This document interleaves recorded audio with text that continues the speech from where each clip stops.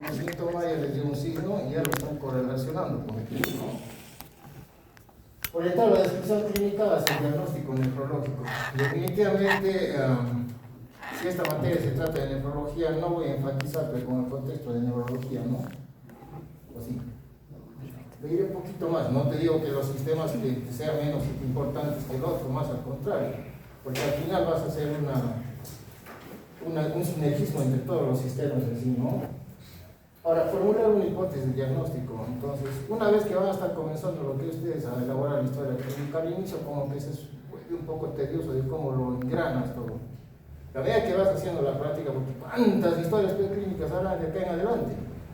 Entonces ya hasta te mecanizas, ¿no? Entonces ya estás mirando, ya sabes lo que tiene, está caminando y está entrando y ya sabes lo que tiene más o menos el paciente. Entonces, ¿cómo podemos definir la historia clínica? Se puede definir como una narración clara, doctores. Si esperaba de la clara, ¿no? Yo soy el primero en tener mala letra, pero clara, dice, ¿no? Gracias a Dios ya está sistematizándose el tema de las historias clínicas. Precisa, detallada y ordenada de todos los datos y conocimientos actuales relacionados con el enfermo. Llámese todo el conglomerado de signos y síntomas de por medio. Que sirve de base para un juicio definitivo en la enfermedad que se afecta, es decir, para hacer lo que es el tema del diagnóstico. Observación y redacción de los fenómenos clínicos que presenten el enfermo. Entonces vuelvo a repetir la sintomatología que te va a dar el enfermo, ¿no? Para definir nuestro diagnóstico.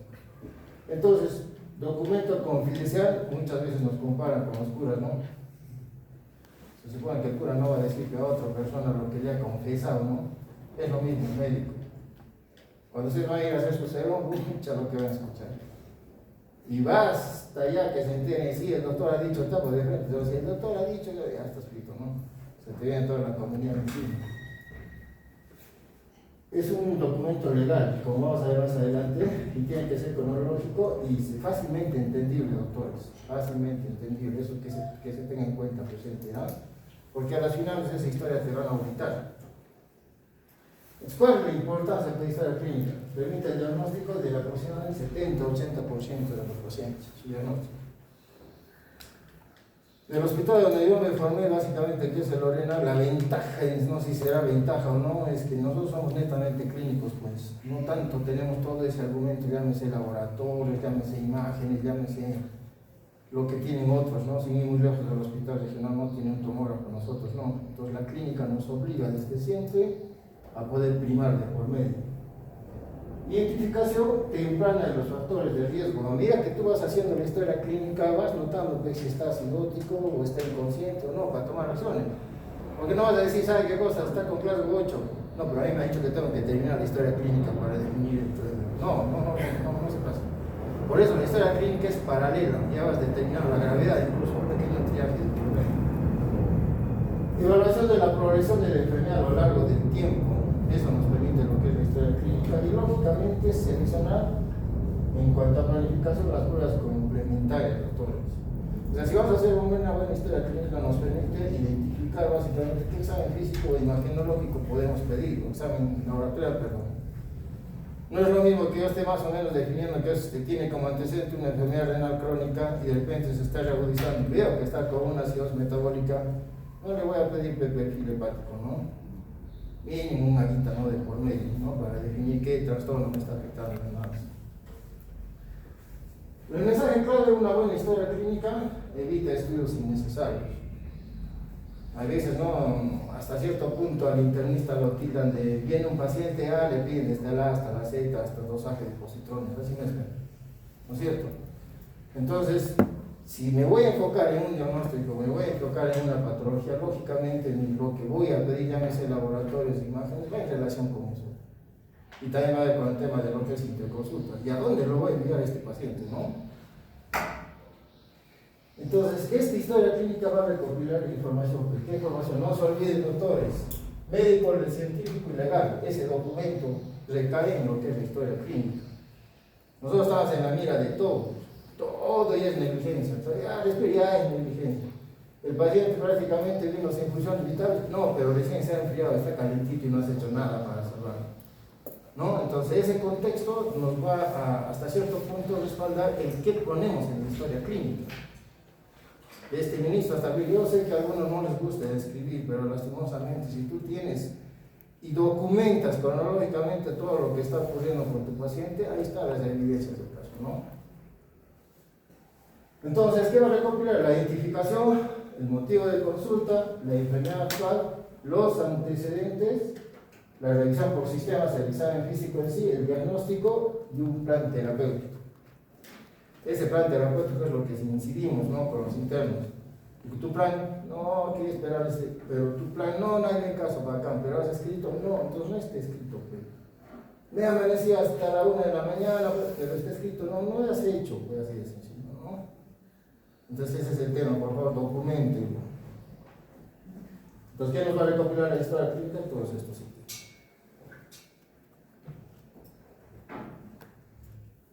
Entonces, ¿cuál va a ser la característica de la historia clínica? Como hemos dicho, reconocer el estado de salud y enfermedad del sujeto. Entonces, ¿ya saben hacer triaje ustedes más o menos de prioridad del 1 al 5? ¿Saben qué es una prioridad 5? ¿Qué diagnóstico me pueden dar como ejemplo? Prioridad 1. ¿Triaje no lo han visto todavía? Entonces, el Marshall te agarra lo que es varios scores y te clasifica del 1 al 5, ¿no? Lo que es triaje. Ese triaje básicamente te va a decir a dónde lo vas a mandar al paciente.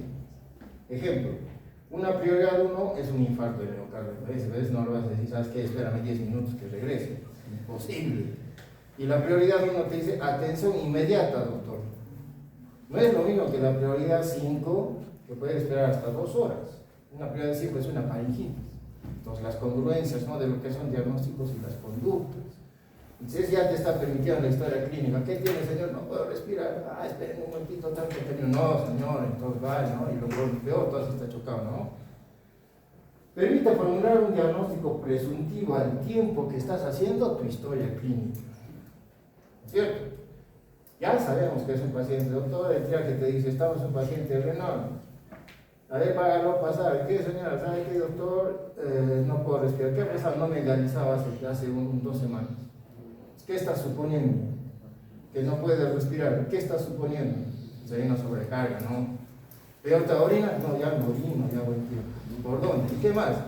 Los renales tienen la costumbre que cuando les toca su diálisis, toman de agua sedada, o sea que lo van a necesitar. Y para su mala suerte, les falla la fecha y ahí se fregaron porque en emergencia nos vemos.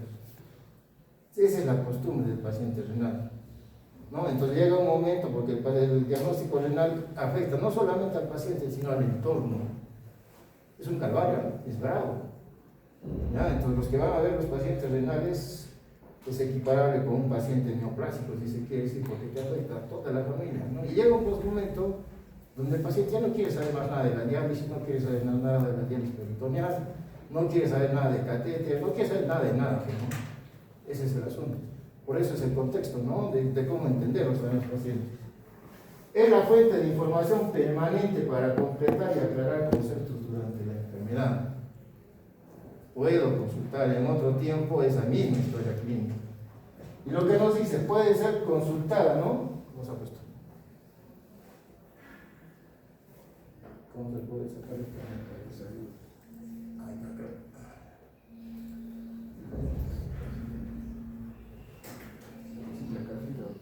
¿Cuál?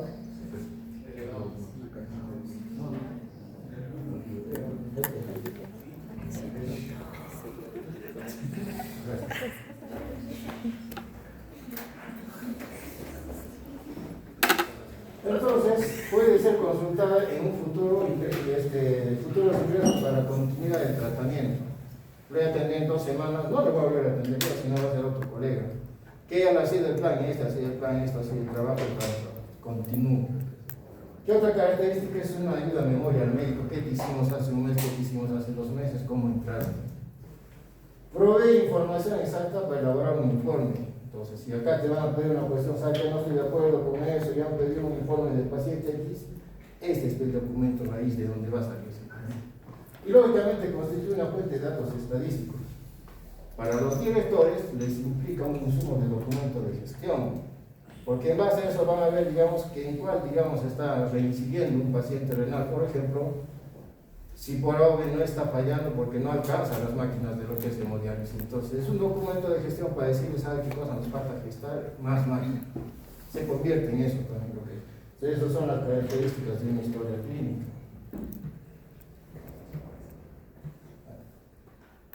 ¿Qué pasa ahora? ¿Vamos a cambiar? A ver, ¿qué puede pasar? Un voluntario para solucionar esta lista. ¿Es apagado?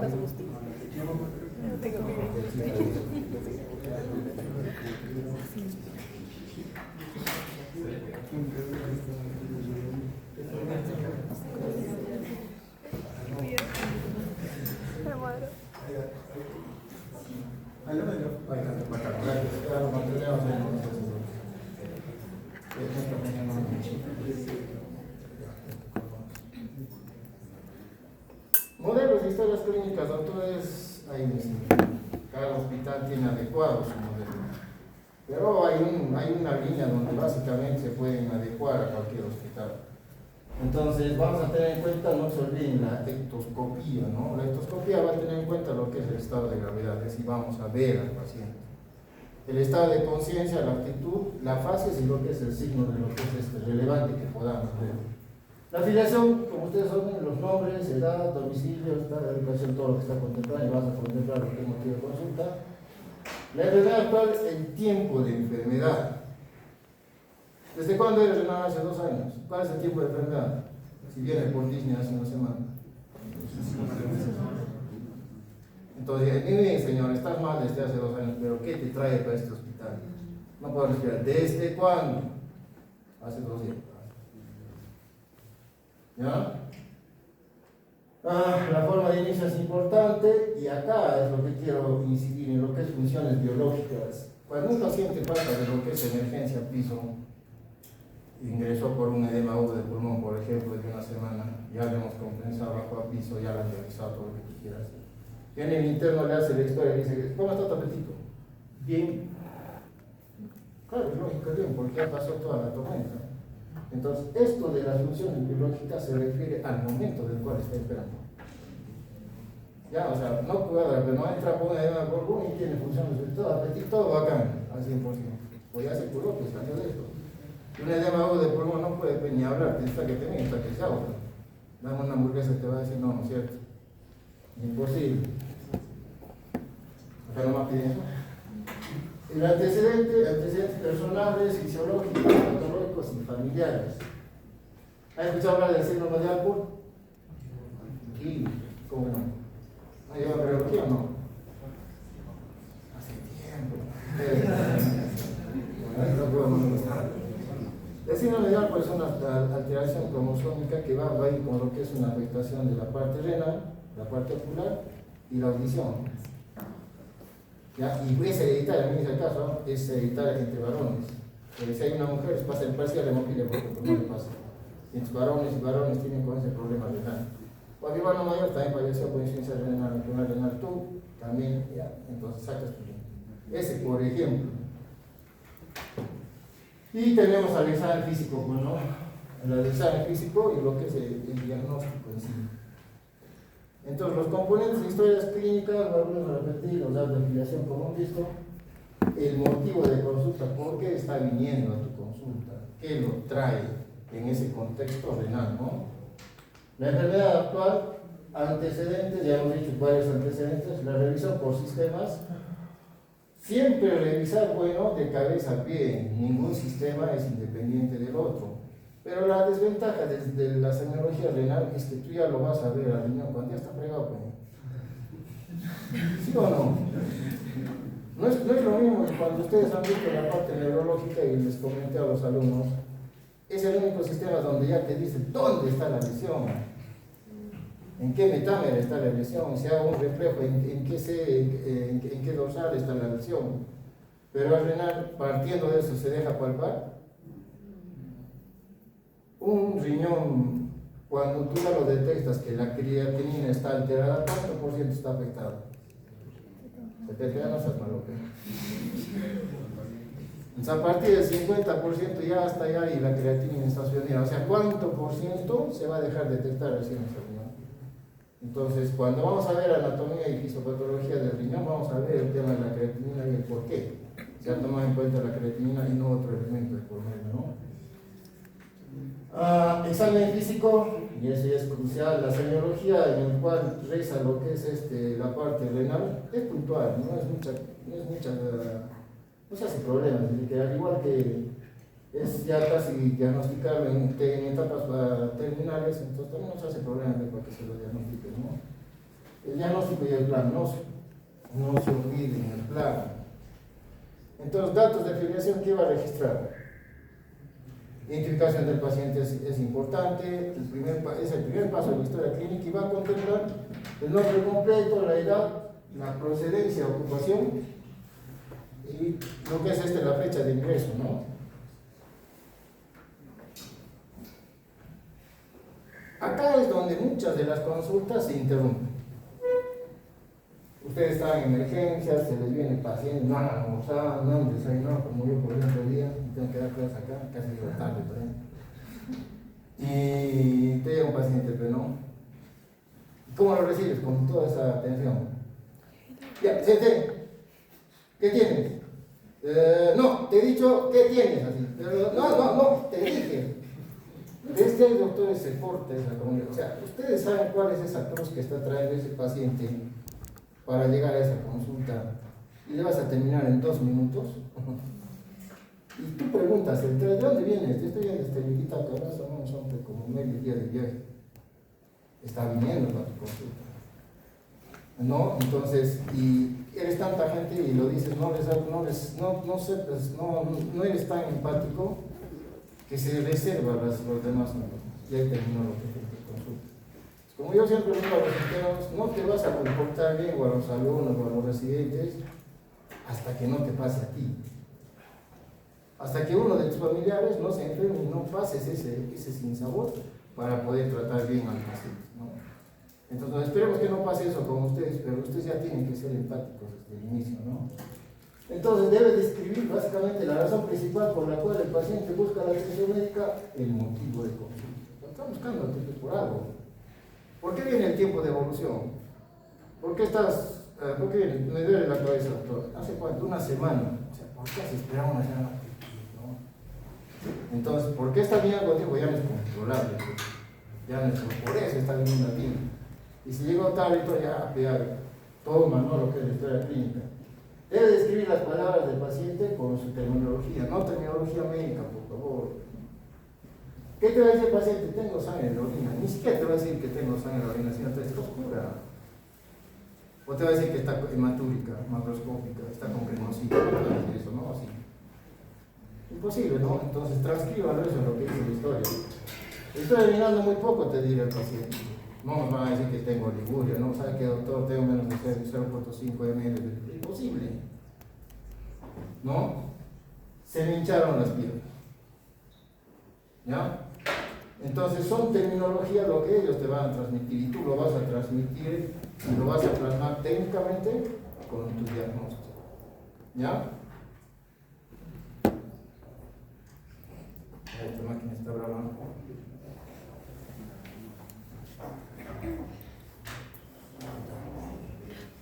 Entonces, ¿cuál sería el motivo de consulta por el cual vienen los pacientes renales?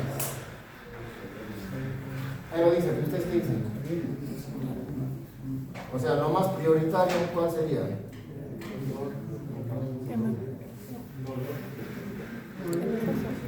Lo característico, sí, pues, lo más característico, ahí estamos viendo el tema de lo que es dolor lumbar, te va a decir por proteinuria, te va a decir por hematuria, que es lo más relevante, hematuria, proteinuria, dolor lumbar y edema, ¿no? Está hinchado.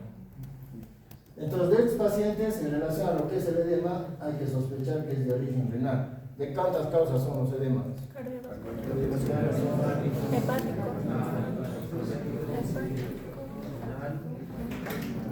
Hay un edema hepático. De tipo carenciado, de tipo de nutrición, ¿no? Es decir, abdominal alterada, ¿no? Y cardíaco. Entonces, en ese escenario tenemos que, pero como estamos en EPRO, entonces lógicamente va a ser de tipo renal, ¿no? Hay que ver si es blando, si es de origen marginal, periorbital, porque lógicamente lo que es los edemas renales son en los de tejidos muy blandos, ¿no? Llámese párpado. El edema en enfermedad renal crónica tenemos una nasalgia generalizada. ¿Por qué? Porque si va a tener enfermedad renal crónica, la oliguria es la que va a estar afectada. Si no hay evacuación y sigue ingresando agua externa, entonces lógicamente va a ir a los tejidos, ¿no? En el tema del dolor lumbar, el síntoma de una enfermedad cuando la distribución está en relación con las raíces nerviosas, ¿no? Entre la sexta y la 12ª, primera lumbar, no estamos hablando de terminaciones nerviosas. Y si lo relacionamos con tener en cuenta si la distribución del dolor es similar a lo que es generado por otras vísceras, hay que discriminarlo, ¿no? Evaluar también el tipo de dolor de forma de presentación, si es intensa o propagación o irradiación, como suele pasar en un cólico renal, ¿no? De aquí, doctor, hasta acá. Y si vamos a ver un uretral, me está bajando hasta los testículos, ¿no? Los genitales están irradiando. Un dolor agudo en el tema de lo que es una paciente mujer, por ejemplo, con antecedentes de insuria, fiebre, puede ser lo que es una pielonefritis de por medio, ¿no? Y a nivel de lo que es la gestante, mucho cuidado con ese tema, ¿no? Entonces, ¿cuál es la característica de lo que es el motivo de consulta? Breve, claro, cronológico y específico. Incorrecto, ¿no? Poner insuficiencia renal. ¿Por qué? Porque este enunciado nos está diciendo una terminología diagnóstica en lugar de describir el síntoma por el cual el paciente está bien. Esto ya está con diagnóstico, porque tú ya lo estás tecnificando después, pero no le vas a poner el inicio de su curso.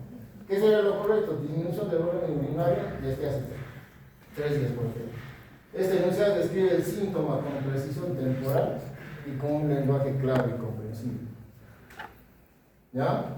Entonces, a veces, muchas veces ponemos siglas, AOB, COB, realitario, digo, ¿qué es AOB? O sea, me estás inventando. Entonces, en la historia clínica, voy a repetir, no puede ir siglas, ¿no? O abreviaturas. Entonces, en cuanto a la anamnesis de la historia clínica, ¿qué tienen por anamnesis ustedes?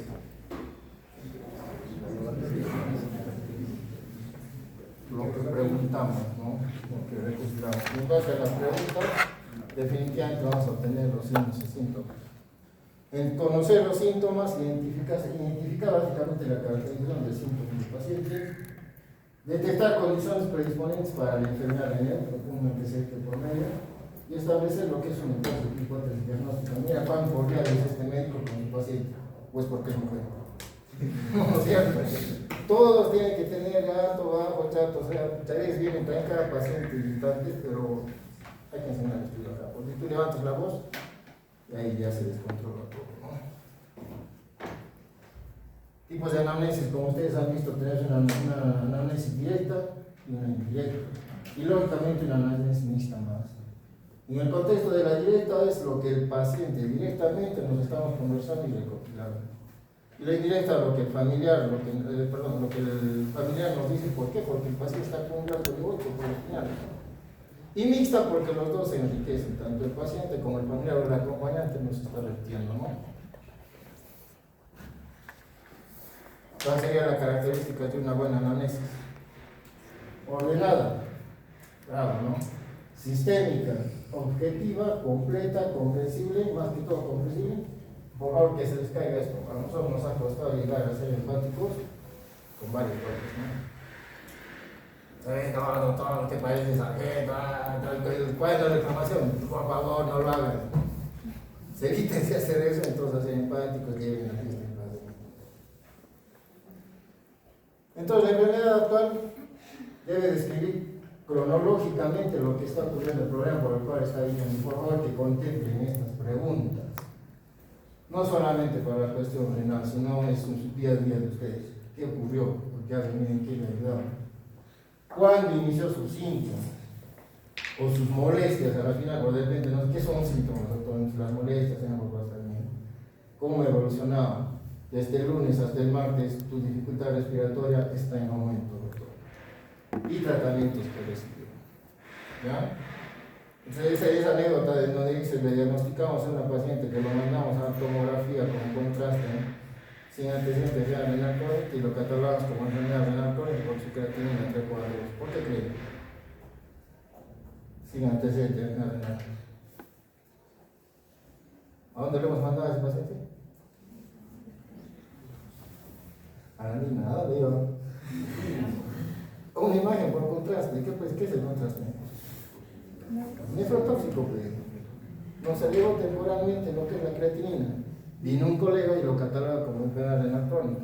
¿Sabe qué, señor? Su familia tiene enfermedad renal crónica que ya ni se trata. ¿No? Entonces, saber el antecedente, el tratamiento que recibió. En el contexto de una diálisis, por ejemplo, con contraste, hidratarlo antes, unos 400 ml.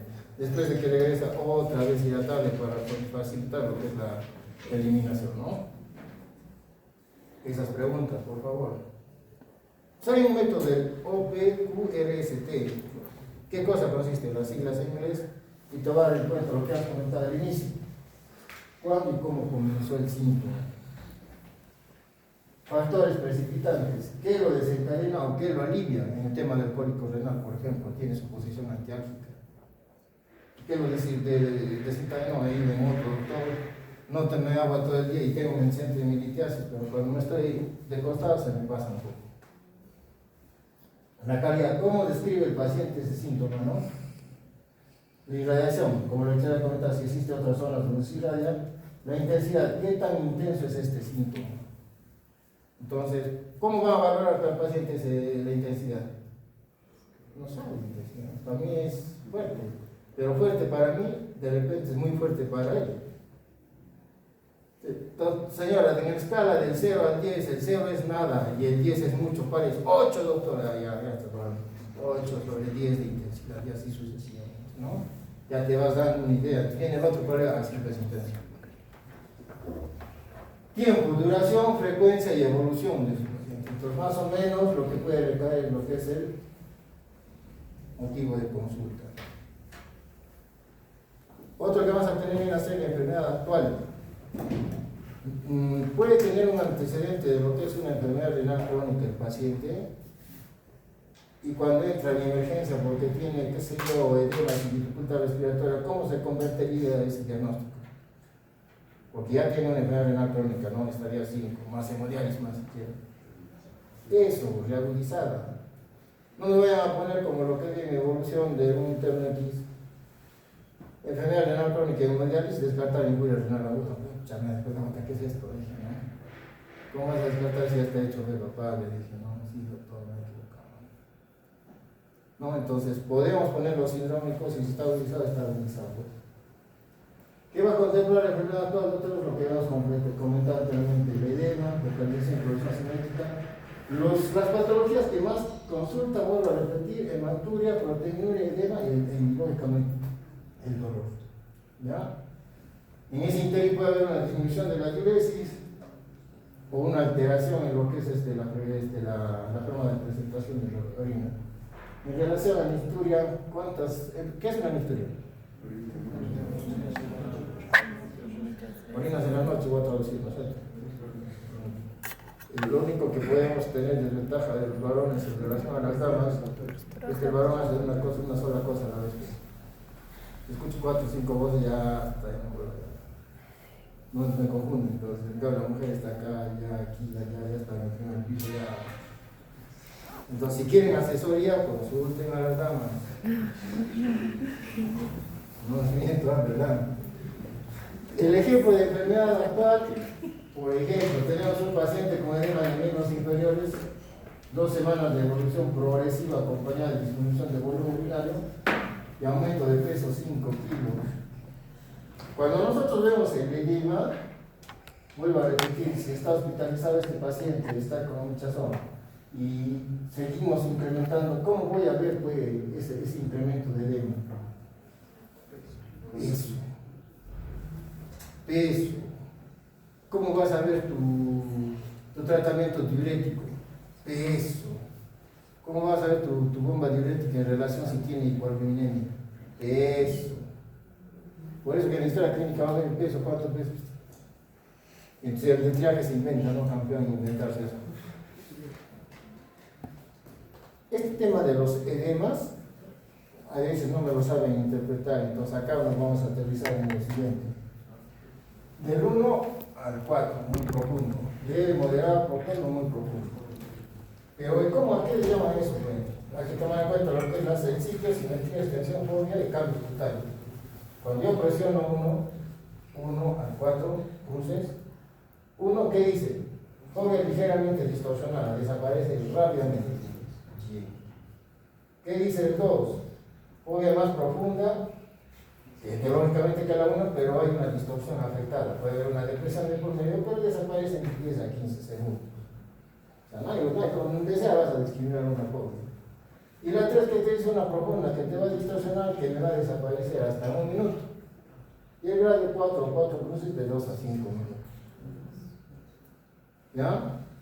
Entonces, cuando ustedes cataloguen todo eso, cuando vean lo que es el examen físico, entonces ya tienen que el asidero para decir cómo es del 1 al 4 entonces. Lo ponen 2 sobre 4, 3 sobre 4 o 4 sobre 4, ¿no? En nuestra evolución. En relación a antecedentes personales es importantísimo. ¿Cuál es la primera causa de lo que es enfermedad renal crónica? Diabetes. Acá dicen diabetes, acá dicen hipertensión, acá dicen... Vale, ahorita hablen. Lo único que debe tener miedo a su vecino, no a mí. Ya. Entre lo que es las causas más frecuentes es la hipertensión y diabetes, pero la más trascendental es la diabetes. Ya, porque ojo que la diabetes también es condicional a una hipertensión, o sea, que va a ocasionar una hipertensión. Porque va a haber daños a nivel de todo el sistema muscular, ¿no? En la hipertensión hay que tomar en cuenta evolución, control, y en la diabetes, lógicamente, el tiempo de diagnóstico y el control es importante. Decía un diabético, ¿hace cuánto tienes diabetes? Hace 4 años. En esos 4 años, ¿cuántas veces has entrado al hospital? Ni una, no, acá. Pucha, 2 veces cada mes. ¿Qué dice? Que no hay poca elección de tratamiento, de seguridad, ya sabes la historia de la situación. En el caso de evitar renal, los episodios propios, previos, el compromiso, infecciones urinarias, la frecuencia. Como ustedes saben, hay infecciones urinarias recidivantes, frecuentes, repetitivas, si se quiere decir, ¿no? Y es importante en el tema de lo que es las damas, porque ahí vas a ver si es que existe alguna anomalía o un cálculo de por medio. Enfermedad renal previa y una enfermedad autoinmune. El lupus te va a agarrar hasta el cabello, pues.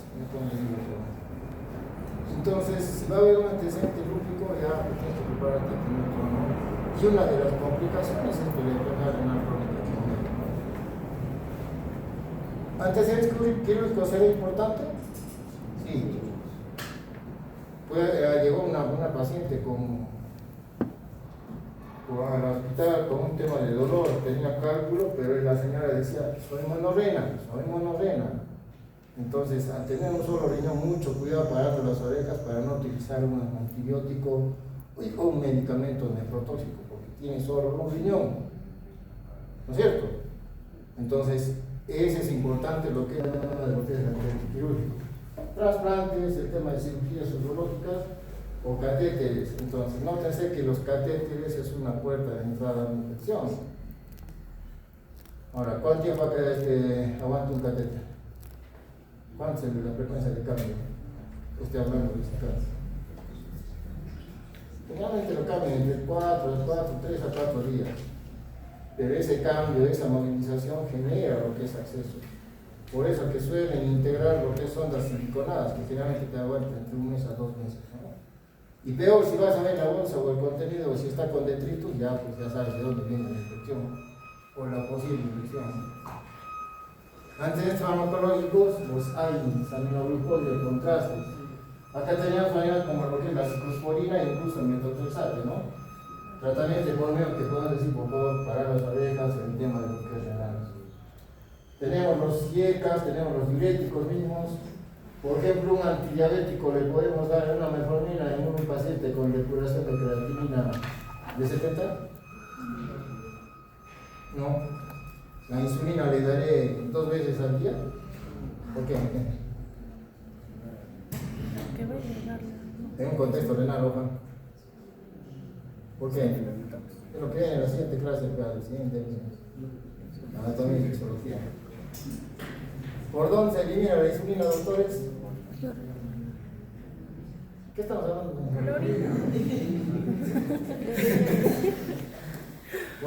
pueden. Si vas a tener una alteración de filtración, vas a tener alteración de tu famosa corteza.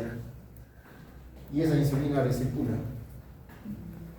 Y al recircular, si viene una insulina externa en un paciente que habitualmente recibe cada 12 horas, entonces en la noche lo vamos a quemar y va a salir puricemias.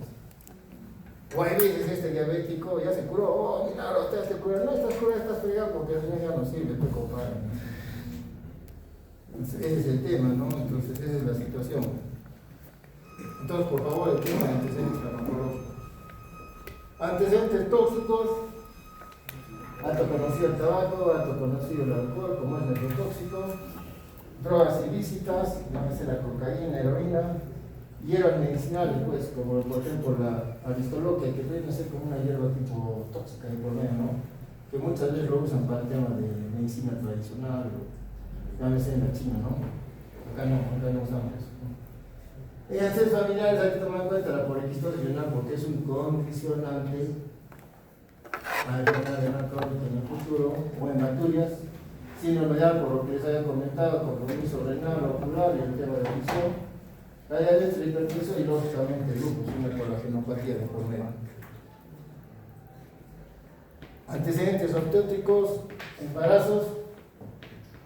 El tema de lo que es la preeclampsia y eclampsia en una paciente puérpera o gestante o puérpera le va a condicionar a realizar hipertensiones posteriores. Por eso una vez que sale esa puérpera hay que hacer su control, lógicamente con un antecedente de GER, lógicamente con un antecedente de preeclampsia. Si no lo controlas, no haces el seguimiento, va a agarrar una hipertensión y a la larga va a agarrar una enfermedad renal crónica, ¿no? Y hay gestantes de 33, 25 años entonces que han podido de repente conducirlos de otra manera, pero se puede romper a su lugar de origen, ¿no? Llámese el pueblo, ¿no? Que básicamente no va a tener respectividad del caso. Antecedentes sociales, ocupación, el tema de agua potable, si tiene o no, el acceso a nivel socioeconómico, si tiene acceso o no a salud. Esto de ocupación ya surgió prácticamente hace 10 años un tema de lo que es la especialidad de salud ocupacional, no sé si la conocen ustedes, que se gana más que todo, acá así de especialista dando clases, lo que tú quieras. Vas 2 horas a una empresa, haces su bioseguridad o ingeniería ambiental, 12 lucas. Yo tuve la oportunidad de hacer lo que es un diplomado de salud ocupacional en la Cayetano, yo era nombrado, ¿no? ¿Cuánto gana? Pucha, acaso yo hablaban de 6.000 en esa vez, ¿no? 6.000, 5.000, iba bien unos 12.000, yo me levanté la mano, ¿no? Me venía a clases nada más. Entonces, el contexto de salud ocupacional es todo el mundo, ¿eh? Todo el mundo, y esa especialidad, porque es una especialidad, sí, aparte, igual que la neurología, las actuales, y una de las más dentales hasta cierto punto. Entonces, ¿a qué recae? Que al paciente hay que preguntarle de cuál es su ocupación, porque a veces muchas de las enfermedades están recayendo de eso. A ver, todos los médicos están expuestos a todo este tipo de bacterias. Un paciente que lava oro y usa mercurio con las manos allá, imagínate lo que va a venir. No, y esa es la clásica de lo que es Maldonado, pero te ponen que toma, te paga lo que tú quieras, pero ven, ¿no? Este es el caso de los síntomas portales. Lo que les había comentado, básicamente, tomen en cuenta el dolor, trastornos de la visión, síntomas generales inespecíficos y alteración de lo que es objetivos de la orina. Si hacen un cruce, básicamente van a tener el porqué. En el tema del dolor va a tener clásicos, dolor renal, uretral, por ejemplo, un dolor prostático. Y si vamos en lo que es trastornos de la micción, la cantidad. Oliuria, que vamos a ver, y la forma de la micción, la frecuencia, por la quiebra y disuria. En el tema del ritmo de eliminación, ya veces nicturia en la noche, obstrucción en el día.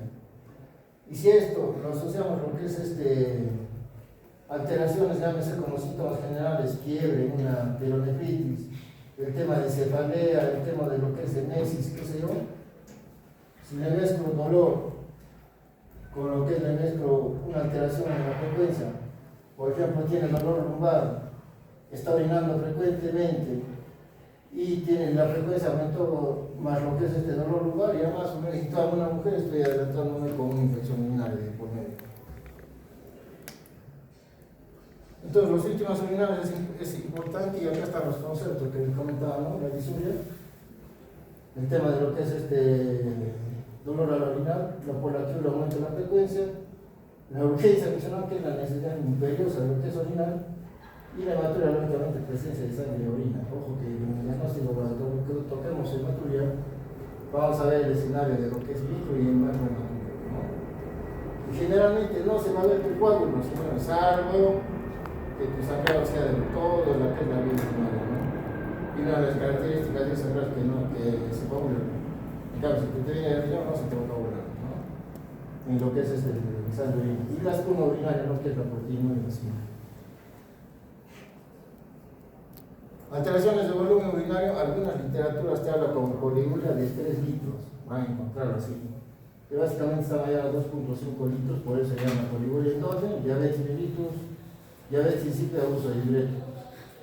El tema de oliguria, vuelvo a repetir, algunas literaturas te hablan de menos de 400 a 500, pero le vamos a poner 400, y es un marcador básicamente cardinal de lo que es una lesión, ¿no? La injuria renal aguda al inicio va con poliuria, ¿no? ¿Pero por qué? Pues la creatina está elevada si tiene buena orina, pero no la de calidad, ojo. No, que el cual tiene que eliminar lo que son, lo que es la creatina. La nicturia, emisiones nocturnas frecuentes, una nicturia que estaba hablando más o menos de más de 8 veces durante la noche, ya asociada a lo que lógicamente que se va a presentar en la noche. Síntomas asociados, ya hemos dicho, la fiebre, fatiga, lo que es náuseas, vómitos, y con eso haces una conjunción diagnóstica. Y los puntos clave de lo que es la historia clínica, pásenla. El interrogatorio sistémico permite construir una hipótesis diagnóstica sólida antes de cualquier estudio complementario. Ya está. Establecer la secuencia temporal de los síntomas. El anamnesis, lógicamente, tú te vas a decir un ramillete de signos y síntomas, y cuando tú estés haciendo tu relato lo vas a organizar, ¿no?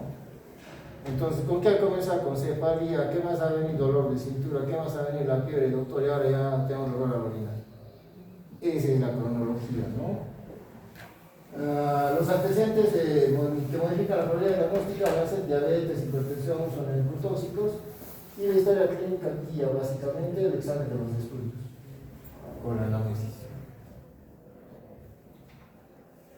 Entonces, ¿cuál sería la conclusión en sí de lo que es historia clínica? Una historia clínica estructurada mejora la precisión diagnóstica, reduce tus errores y optimiza los recursos del sistema de salud. ¿A ustedes les interesan los sistemas de salud o no?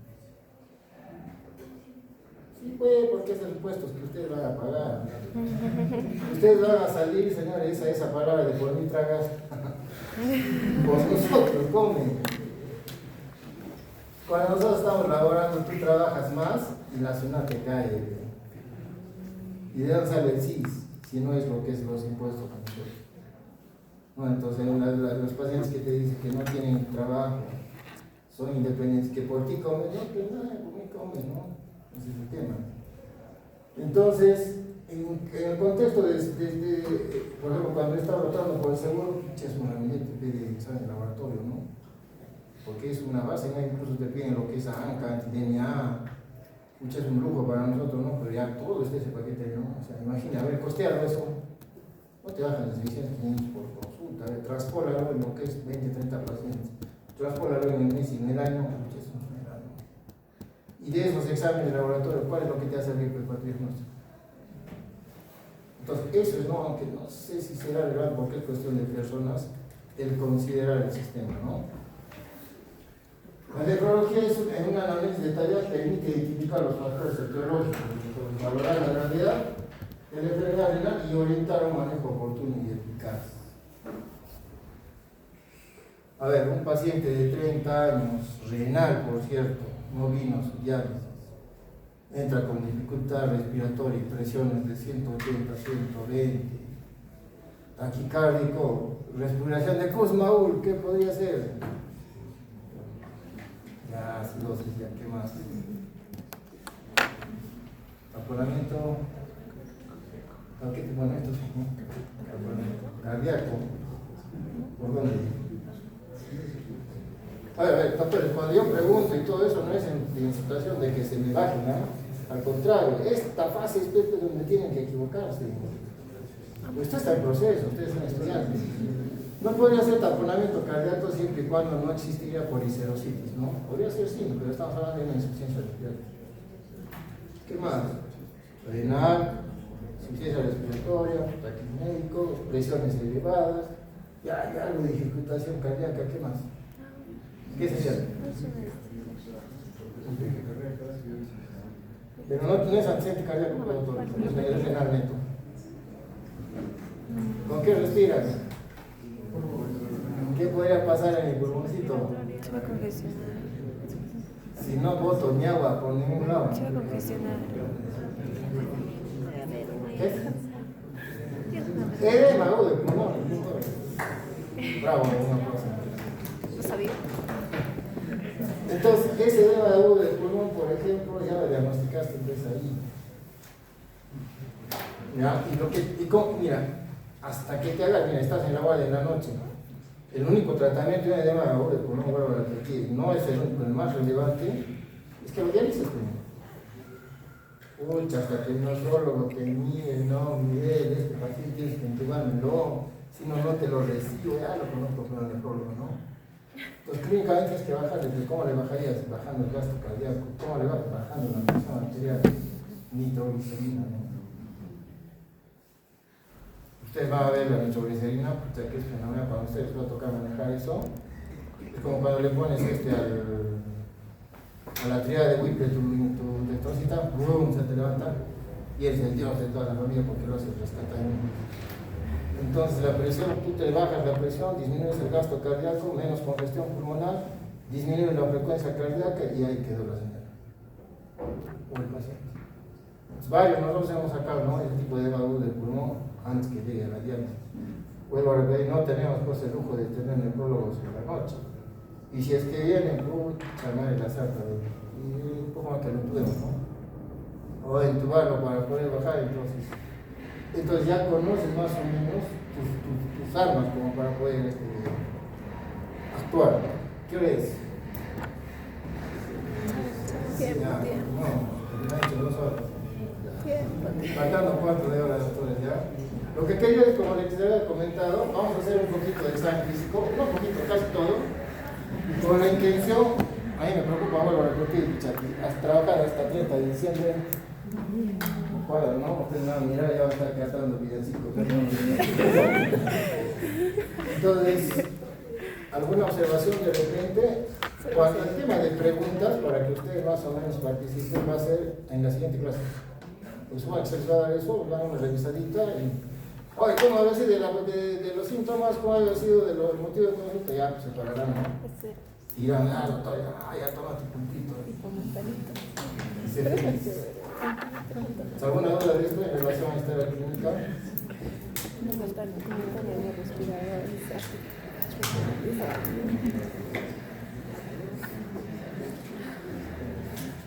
Entonces pasamos a lo que es el examen físico renal. Entonces, este examen físico renal, ¿qué cosa va a contemplar? Las 4 esferas de todas las emiologías del cuerpo. La inspección, palpación, percusión y auscultación.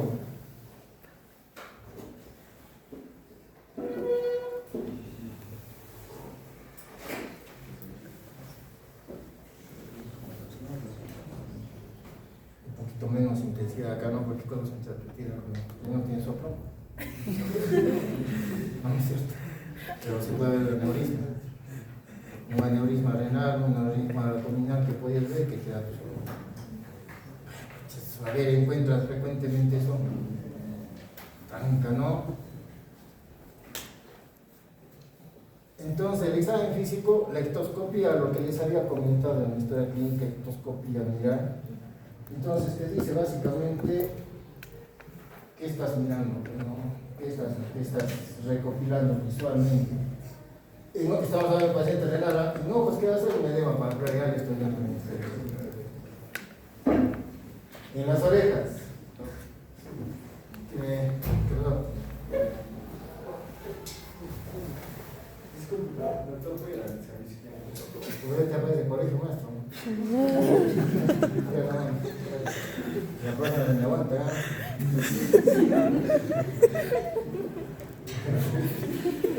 Y hablamos de eso, una sintomatología prostática. En las orejas, ¿qué vamos a ver? La acumulación de estocos. ¿Alguna vez han visto la artritis tofacial? Ustedes han tenido la oportunidad en dermatología quizás, o algunos pacientes que han visto que tienen unas pelotas en las articulaciones, todo de no hay, se están caminando como un pato. Entonces, la acumulación de cristales, ¿no? Esa artritis tofacial es condicionante a una infección renal crónica. Entonces, lo voy a comentar. Malformaciones en el pabellón de auricular que acompañan malformaciones renales. En la cara, ¿qué vamos a ver? El clásico edema, ¿no? El clásico fascia renal. ¿Cómo es una fascia renal? Edema, ¿qué más? ¿Qué color de piel tiene? Rosa.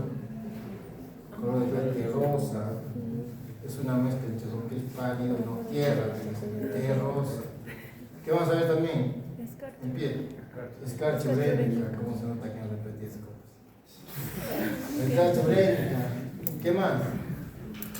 Lesiones por prurito, ¿no? Estamos hablando en el escenario neurológico, doctores. A nivel de cuello, buscar en regurgitación auricular, porque si tengo una insuficiencia cardíaca aguda izquierda, en el caso de una edema aguda de pulmón, va a poder tener pulmones, porque les ha dicho. Derrame pleural, pacientes con síndrome nefrótico, insuficiencia cardíaca por medio, policerosista en colagenopatías, o puede ser una respiración de lipoacidótica de plasma maduro que va en relación al edema agudo del pulmón. Casi la mayoría, si no es un 70%, los pacientes renales están debutando con infusión pleural. ¿Por qué? Porque la clásica del nefrólogo, ¿no? Cualquier molestia pasar por emergencia. Acá en emergencia estamos nosotros, ¿no? Entonces ves, ¿por qué clase de infusión pleural? Y de verdad, ahorita hemos manejado 3 pacientes con infusión pleural renales y una oncológica que hemos puesto un catéter para drenarle, ¿no? Porque ahora ya no ponemos tubo de drenaje torácico para no ser más invasivos, sino un catéter de por medio. Entonces, ¿por qué? Porque hay una alteración, hay una subdiálisis. Generalmente la diálisis son entre 2,5 a 3 horas. A veces por la coyuntura, el tema de que se descompensa, el contexto de que no hay máquinas, los dializan entre 1,5 a 2, se subdializan. Si eso recae en lo que es su patología respiratoria. Un paciente renal que te está desaturando, antes de pensar en una neumonía intrahospitalaria, porque va de su casa al diálisis de su casa, al diálisis de su casa al hospital, tiene derecho de ser intrahospitalaria, pero siempre vean el tema de infusión pleural.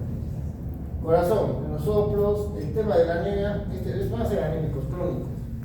Estoy hablando de enfermedad renal crónica, y eso va a conllegar a una presencia de un soplo, ¿no? De por medio.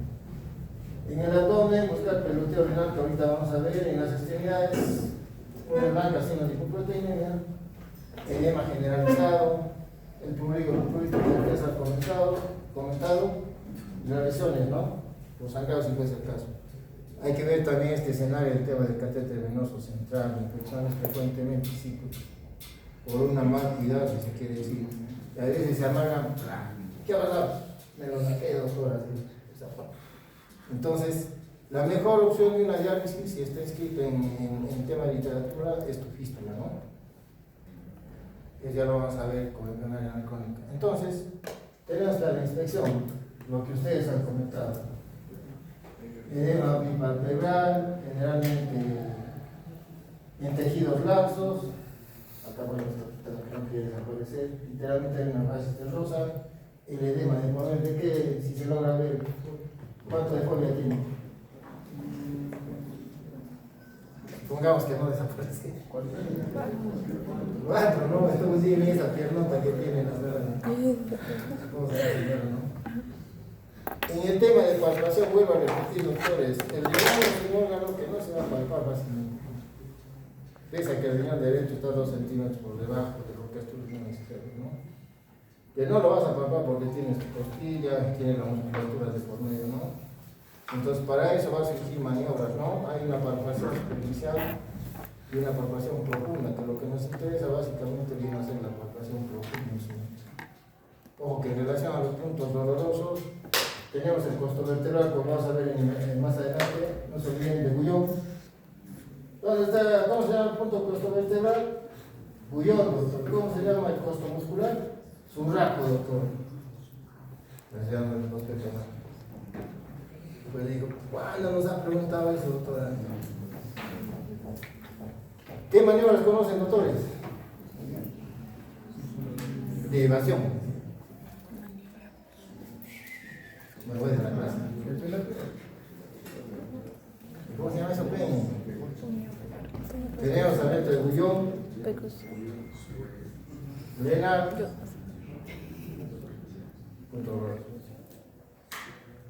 Montenegro, Coide, el peloteo de Suyón, Israel. ¿Ves que estuviese invocando a los ángeles? No, así se llama.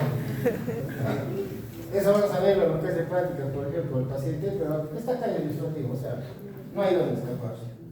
En lo que es el método de Bouillon, para lo que es párpado, lo que es este riñón, el paciente está en el cúbito dorsal, muchos les ponen lo que es las piernas flexionadas para relajar la musculatura abdominal, y lo que vas a hacer es que si vas a examinar el lado derecho del paciente, tu mano izquierda está entrando en oposición en lo que es la región dorsal. ¿Está? Y tu mano derecha está buscando. ¿Qué está buscando, pues? El hígado. No, el riñón. El polo, o sea. ¿Y cuándo vas a buscar al doctor? Cuando está haciendo inspiración. ¿Por qué? Porque está adelgazando. Metes. Otra vez expira, listo. Otra vez, ¿no? Si buscas el marcas, ¿no? Entonces, generalmente vuelvo a repetir, ¿cuándo vas a palpar un riñón? Cuando tiene un tumor, ¿no? Cuando tiene una diabetes en inicios, porque es agrandamiento del riñón, o cuando tienes quistos que generen incremento de volumen, o una tosis pues renal. Ya lo palpaste. Al método de Bouillon. ¿Queda? Listo. El método de Glenn, no sabía ese por ahí puesto en ojo, no es que sea comunista. Acecho, captura y escape. ¿Cómo lo está contemplando esto? Otra vez ponemos en lo que es región dorsal y mi dedo pulgar, si es que voy a evaluar el lado izquierdo, es el que va a acechar, el que va a capturar y el que va a percibir el escape del riñón. ¿Qué está haciendo esa mano derecha? Va a evitar que se me desplace mi riñón hacia la línea media. Ese no va a palpar. Por eso va a agarrar lo que es la posición del pulgar. Ese es derecho. Entonces, inspira, agarro, lo capturo. Estoy acechando, lo capturo y al respirar este paciente, lógicamente va a escapar de ese riñón porque va a ser derecho. ¿Se entiende la tónica? Acecho, captura y escape. Esta categoría. Plena, doctores. Israel, si tengo un paciente obeso, digamos, o con una suerte de lo que es un abdomen rígido, lo pongo del cúbito lateral derecho o izquierdo, si se quiere, es lo que quiero ver. En todas las maniobras o métodos, no se olviden quién lo está poniendo. Siempre hay una mano que lo pone. ¿Ya? Inspira igualito y estoy palpando lo que es el polo, lo que se tenga que palpar en lo que es la parte de la maniobra de Israel del cúbito lateral. Toilet, de pie, lo que se va a palpar, está sobre una silla, igualito, posición, palpando, si no se olviden, lo que van a palpar es a la inspiración. Cuando se les ve la prueba como el paciente, ya saben, inspira. No, eso no hace falta, claro que está empujando tu paciente. ¿No? Hazle inspirar y estás introduciendo los dedos. ¿De acuerdo? Toilet. Montenegro. Este Montenegro básicamente va a ser un complemento del peloteo de Bouillon. Del cúbito ventral, igualita la expresión, pero generalmente en un incremento de volumen del riñón. El impulso con mi mano que va a estar a nivel del abdomen para que ésta perciba lo que es el peloteo. Montenegro, ¿ya? Ahí está tu peloteo de Bouillon, que muchas veces están exigiendo que Bouillon. Pero vean esta mano, ¿eh? Vean esta mano. Si va a examinar el lado izquierdo, esta es la que está poniendo y con este estoy palpando. ¿Se dan cuenta? Entonces este va a empujar y acá lo va a percibir peloteo. Si tuviésemos, digamos, una paciente asítico, para mala suerte, una tumoración renal, se percibe el principio, que es como, por ejemplo, el signo de la oleada. ¿Se acuerdan? Como las ondas, ¿no es cierto? Algo así. Entonces, ¿cuántas maniobras ha habido? Hartas, doctor. No. A ver, mencionen una maniobra. Uno por uno, ya, acá. Montenegro. Montenegro. Israel, otra. Grenada. Otra.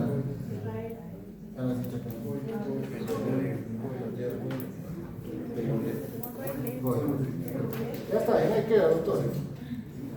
¿Ya? Y tus puntos dolorosos que vamos a ver acá. Entonces, esas maniobras ya se va a quedar y no se va a olvidar eso. Pero cuando me vayan a hacer la semiología con el paciente, ya saben, ya está la mano ahí por todo lado, ¿no? Del paciente. En relación de la percusión, doctores, generalmente esta técnica se la va a usar cuando tenemos pues un abdomen sensible que no va a poder, ¿no? Por ejemplo, tengo un traumatismo renal y quieras o no, estoy queriendo percibir lo que es hematidez o no, si hubiese una hemorragia por traumatismo de por medio, ¿no? Percuto y digo, mate.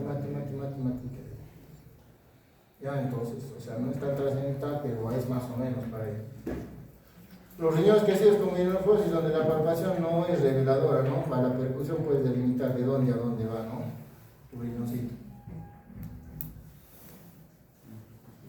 Muchas veces hablamos de la pneumopercusión, pero hay que discriminar que hay dos tipos: el de multi y el esquiotal. Es percusión a la vez. ¿Cuál es la diferencia? Acá está, mira. El de multi, puño. No vas a reventar el riñón, ¿no? Señor, avisen siempre, porque la agresión física me da vuelta. Señor, le vamos a dar unos pequeños golpecitos. Puño seco. Multi. Y un mano con borde cubital. No cuerpo, borde cubital. ¿De acuerdo? Como si fuese un hachazo. Entonces, la diferencia entre lo que es la percusión en el multi, puño seco, o sea, no, perdón, y el Giordano, que es lo que es el borde cubital. ¿Y qué están buscando? ¿Por qué? Porque esa víscera está desinflamada, ¿no? Si hubiese una piel de por medio, un cálculo, tiene dolor, o sea, no hay necesidad de tirarle hasta que privarlo, ¿no? Ya, una percusión. Y llegamos a la auscultación, que no es tan usada, pero siempre está, no está de más mencionarlo, puesto que podemos ver algún tipo de merismas de por medio. ¿Ya? Entonces, las 4 intenciones para poder evaluar lo que es el paciente. Acá les traigo lo que es el tipo de diagnóstico, el cualquier un diagnóstico precoz, definitivamente en el tiempo. El sindrómico, como ustedes dicen, ¿qué es la semiología? Esa conjunción, sindrómico. Entonces, diagnóstico etiológico, nosológico, radiológico por imágenes, patológico por patologías del coronel. Puntos renouretrales. Ya. El superior, la línea que va del ombligo. El medio, isquiática. Y el inferior, no te lo vas a hacer por tacto nomás, ¿no? No hay nada que hacer. Entonces no decía, doctor, he hecho lo que es el inferior y está positivo. No seas mentiroso, ¿no? El inferior, que corresponde a la implantación del uréter en la pared de la vejiga, solo se puede detectar por la palpación digital rectal o vaginal. ¿Ya, doctores? Hasta para mentir tenemos que ser coherentes, ¿ah? Ya, pero como lo llaman ministerios con conocimientos de causa. Acá está lo que les había comentado. ¿Qué es el costo vertebral, doctores? Y el costo muscular, surro. Entonces, ¿dónde está el costo vertebral? Que corresponde a la salida por el agujero de conjunción del duodécimo nervio intercostal. ¿Y qué viene a ser el costo muscular? Corresponde a la rama perforante posterior del duodécimo intercostal en el punto en el que se hace superficial. Básicamente, acá dice el ángulo que forma entre lo que es la 12ª costilla con la columna vertebral. Y acá la 10ª costilla con el borde extremo de lo que es la masa muscular espinal, ya en la parte posterior. Siempre hay que discriminar lo que es el dolor renal del uretral. Lo que les había comentado, el dolor uretral se puede despejar a lo que son la zona genital y lo que es los testículos. En cambio, el dolor renal se va a localizar en eso, en la zona, en el flanco o en la región lunar. El renal, dolor visceral que casi siempre se produce por distensión, y el dolor uretral cólico renal intenso, agudo, costovertebral irradiado, pero ocasionalmente en la parte superior del músculo. ¿Ya? Conceptos. Ahí tienen lo que es síndrome, lo que ustedes han dicho, el trastorno, la enfermedad. Lógicamente tiene que haber un agente etiológico, lo que es signos y síntomas de por medio, ¿no? ¿Y qué habla de síndromes? Ya vamos a acabar, estamos con 4 o 5 síndromes. No voy a desarrollar todos estos, a los más relevantes, ¿no? Y son puntuales, porque estos son tópicos que vamos a ver en las siguientes semanas, ¿no? Si no, no vamos a pagar. Entonces, síndrome, conjunto de signos y síntomas. Tenemos a la síndrome doloroso renal, al necrótico, tenemos lo que es al hepatorrenal, al cardiorenal. Tenemos al síndrome doloroso renal, conocido como cólico renal o nefrítico, que causa pues la litiasis renal, infecciones urinarias, anomalías extrarrenales, un fibroma uterino, un carcinoma de por medio. Dolor renal. El cólico renal, ¿alguna vez les ha dado un cólico renal a ustedes? ¿Han visto un cólico renal?